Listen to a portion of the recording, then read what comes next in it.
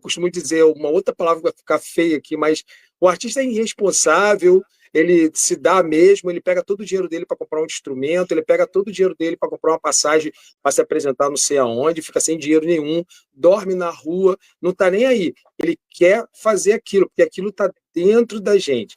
E aí, tipo assim, eu comecei, antes dos 8 anos, a aflorar esse lado artístico, com coisas de, assim, no colégio interno, porque vou iniciar falando isso, que algumas pessoas me chamavam a atenção que eu não falava isso, e não é por vergonha, mas era para não parecer vitimismo, né? Mas a minha família, a gente, infelizmente, tem uma época que a gente perdeu tudo, nos tornamos moradores de rua, né? Passamos fome mesmo, eu sei bem mesmo o que é tudo isso.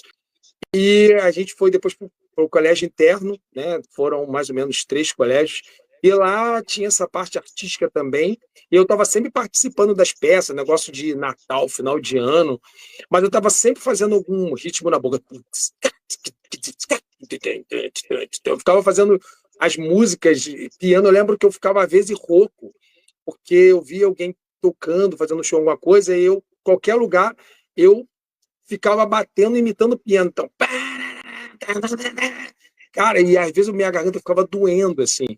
E passando-se um tempo, né, todo mundo que é músico de verdade, ele estraga alguma coisa da sua mãe em casa. Isso é fato, entendeu?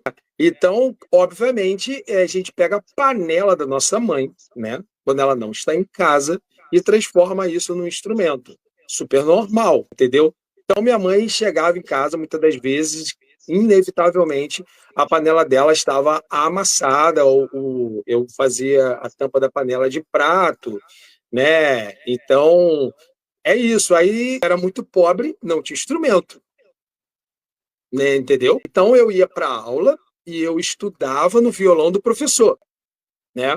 Então eu pegava o estrado de madeira, ou o estrado da cama, ó, novamente arrancando as coisas de casa, né? Eu fui, levantei o colchão, arranquei o estrado.